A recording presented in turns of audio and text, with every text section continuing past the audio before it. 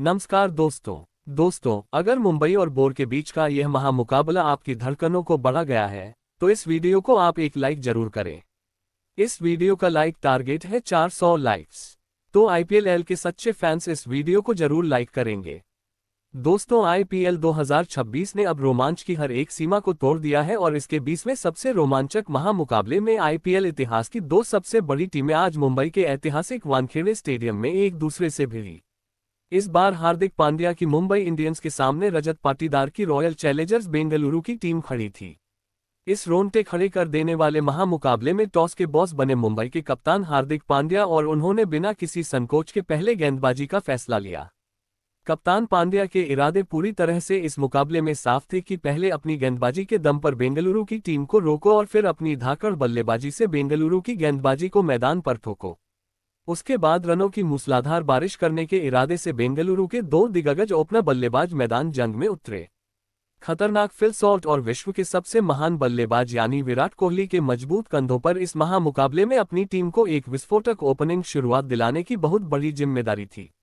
मुंबई की टीम की तरफ से अनुभवी ट्रेंट बोल्ट को नई और चमचमाती हुई गेंद लेकर आक्रमण पर उतारा गया। ट्रेंट बोल्ट के इस ओवर की तीसरी ही गेंद से विराट कोहली ने अपना हमला शुरू कर दिया और अपनी जादुई कलाइयों का इस्तेमाल करते हुए एक अचंभित करने वाला जड़ दिया। विराट कोहली का ये शॉट देखकर खुद रोहित शर्मा तक हैरान रह गए थे। जब फिल सॉल्ट स्ट्राइक पर आए तब उन्होंने भी जगह बनाकर ऑफसाइड की तरफ एक गोली की रफ्तार से गेंद को बाउंड्री लाइन के पार पहुंचा दिया। ट्रेंट बोल्ट के इस पहले ओवर से पूरे 13 रन बेंगलुरु की टीम ने हासिल किए। एक धमाकेदार शुरुआत विराट कोहली और फिल सॉल्ट की इस जोड़ी को मिल चुकी थी। दूसरे छोर से मुंबई के कप्तान हार्दिक पांड्या खुद गेंदबाजी के लिए आए। हार्दिक पांड्या के भी इस ओवर में तीसरी गेंद पर फिल सॉल्ट ने अपनी बाजुओं की असली ताकत का इस्तेमाल करते हुए एक गजब का चौका लगा दिया और मुंबई के कप्तान को दबाव में डालने की पूरी कोशिश की। लेकिन हार्दिक पांड्या भी कोई कच्चे खिलाड़ी नहीं थे। उन्होंने अपनी सटीक लाइन और लेंथ से बाकी बची हुई गेंदों पर एक भी बड़ा शॉट लगने नहीं दिया। बल्ले और गेंद का एक बेहतरीन युद्ध आज वानखेड़े स्टेडियम में देखने को मिल रहा था। ट्रेंट बोल्ट को फिर एक बार गेंदबाजी के मोर्चे पर बुलाया गया। ट्रेंट बोल्ट के इस ओवर की पहली ही गेंद पर मिड ऑफ के ऊपर से विराट कोहली ने अपने ही खास अंदाज में एक लाजवाब चौका लगाकर उनका स्वागत किया। बेंगलुरु के ये दोनों ही ओपनर बल्लेबाज अब मुंबई के हर गेंदबाज पर प्रहार करते जा रहे थे और दबाव हार्दिक पांड्या के ऊपर शुरुआत से ही नजर आने लगा था। ट्रेंट बोल्ट का यह ओवर भी बेंगलुरु की टीम को 10 रन देकर गया।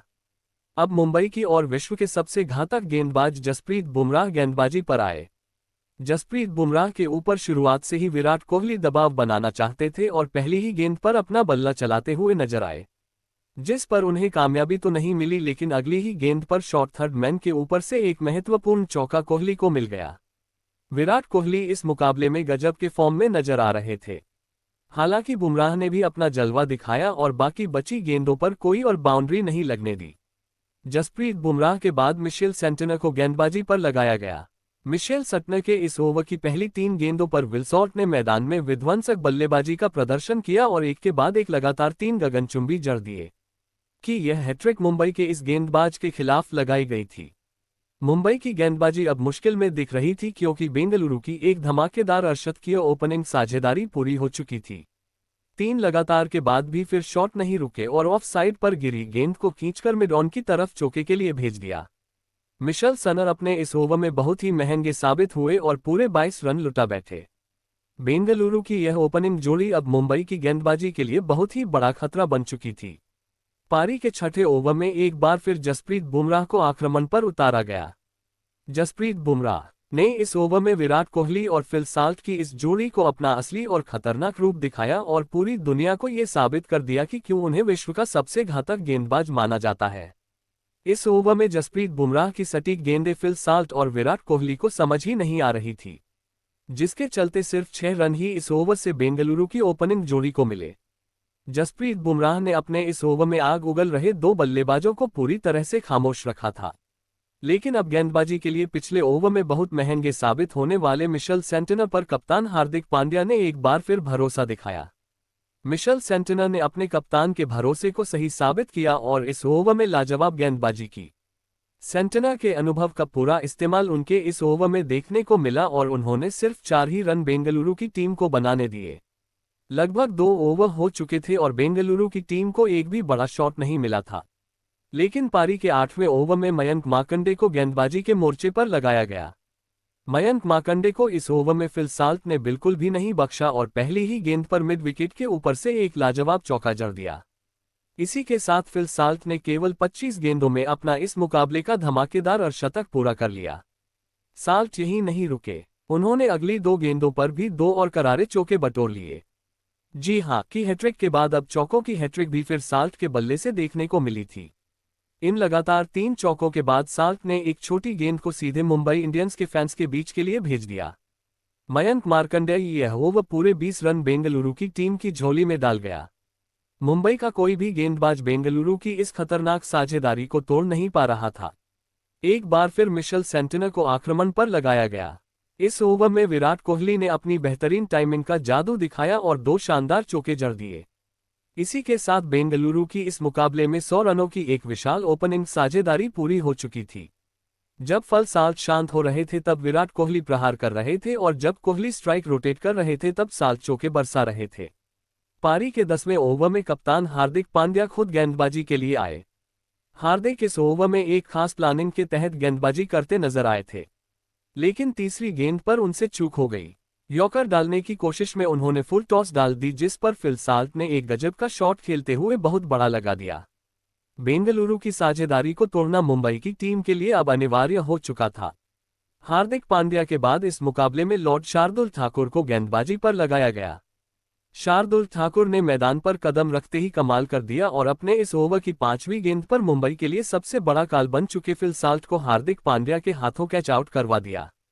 फिल साल्ट इस मुकाबले में 36 गेंदों में 78 रनों की एक तूफानी और विध्वंसक पारी खेल पवेलियन लौटे। शार्दुल ठाकुर ने आते ही बेंगलुरु की 120 रनों की धमाकेदार ओपनिंग साझेदारी का अंत कर दिया। यहां से मुंबई के पास मुकाबले में वापसी करने का एक बढ़िया मौका था, लेकिन अब बल्लेबाजी के लिए शानदार फॉर्म में चल रहे बेंगलुरु के कप्तान रजत पाटीदार मैदान पर आए।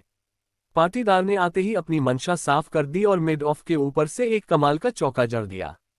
जब पारी के 12वें ओवर में मयंक मार्कंडे दोबारा आए तब उनके खिलाफ तो रजत पाटीदार ने लगातार 3 गगनचुंबी जड़ दिए। मयंक मार्कंडे इस मुकाबले में बहुत ही दिशाहीन और महंगी गेंदबाजी कर रहे थे और एक बार फिर उनके ओवर में 20 रन चले गए। शार्दुल ठाकुर फिर एक बार गेंदबाजी के लिए लौटे, लेकिन उनके इस ओवर में भी रजत पाटीदार ने अपना बल्ला घुमाया और एक चौका तथा एक महत्वपूर्ण हासिल कर लिया। अब रजत पाटीदार और विराट कोहली के बीच एक मजबूत साझेदारी पनपती हुई नजर आ रही थी। शार्दुल ठाकुर के इसी ओवर में विराट कोहली का असली क्लास देखने को मिला और 5वीं गेंद पर उन्होंने सीधे सामने एक जबरदस्त चौका जड़ दिया। शार्दुल ठाकुर भी अपने इस ओवर में पूरे 23 रन लुटाकर चले गए। मुंबई की टीम अब एक बहुत बड़ी मुसीबत के भंवर में फंस चुकी थी और बेंगलुरु की टीम बेहद खतरनाक बल्लेबाजी कर रही थी। इसके बाद ट्रेंट बोल्ट को आक्रमण पर लगाया गया। बोल्ट के इस ओवर की पहली ही गेंद पर रजत पाटीदार ने एक गजब का चौका लगाकर केवल 18 गेंदों में विराट कोहली के साथ अपनी 50 रनों की साझेदारी पूरी कर ली। इसी ओवर में पाटीदार ने लॉग ऑफ के ऊपर से एक और बेमिसाल जड़ दिया।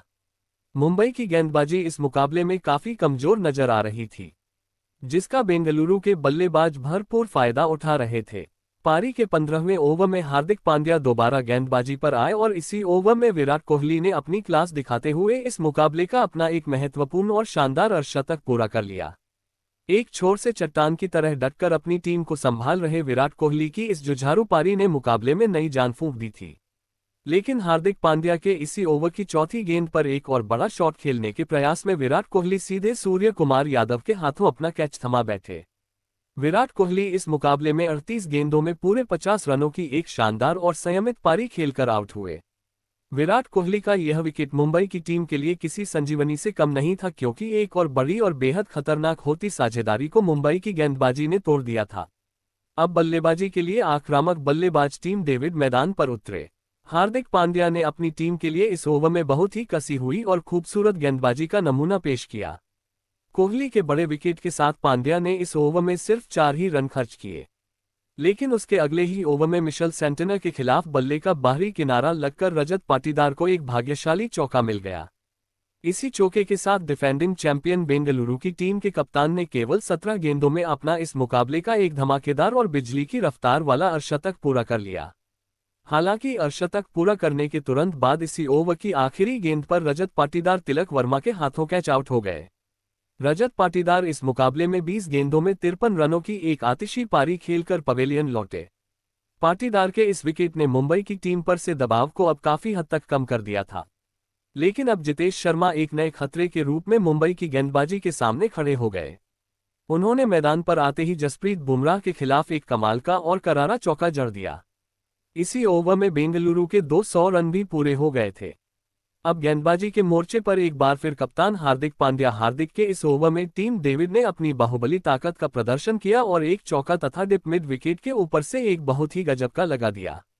अंत के ओवरों में बेंगलुरु की बल्लेबाजी फिर से मुकाबले में अपना असली जलवा बिखेर रही थी। वहीं मुंबई की टीम बेंगलुरु को कम से कम स्कोर पर समेटने की कोशिश में लगी थी। 19वें ओवर में जसप्रीत बुमराह के खिलाफ भी टीम डेविड ने गजब की बल्लेबाजी जारी रखी और एक चौका तथा एक शानदार जड़ दिया। आज जसप्रीत बुमराह को भी बेंगलुरु के बल्लेबाज बिल्कुल नहीं बख्श रहे थे। अब पारी का आखिरी ओवर बचा था और ट्रेंट बोल्ट गेंदबाजी के लिए आए। बोल्ट ने अपने अनुभव का इस्तेमाल करते हुए इस ओवर की दूसरी ही गेंद पर जितेश शर्मा को एलबीडब्ल्यू आउट कर दिया। जितेश शर्मा इस मुकाबले में 9 गेंदों में 10 रन बनाकर पवेलियन लौटे। ट्रेंट बोल्ट इस अंतिम ओवर में काफी कसी हुई गेंदबाजी कर रहे थे। अब बल्लेबाजी के लिए रोमारियो शेपर्ड मैदान पर आए, लेकिन ट्रेंट बोल्ट इस पारी की आखिरी गेंद पर टीम डेविड को एक फुल टॉस डाल बैठे। टीम डेविड ने अपनी ताकत का पूरा इस्तेमाल किया और डेप मिड विकेट के ऊपर से एक धमाकेदार और गगनचुंबी जड़ दिया। टीम डेविड के अंतिम ओवर की इसी ताबड़तोड़ बल्लेबाजी के चलते बेंगलुरु की टीम ने निर्धारित 20 ओवर में 240 रनों का एक पहाड़ जैसा और आईपीएल इतिहास का सबसे बड़ा लक्ष्य मुंबई की टीम के सामने रखा। उसके बाद बेंगलुरु से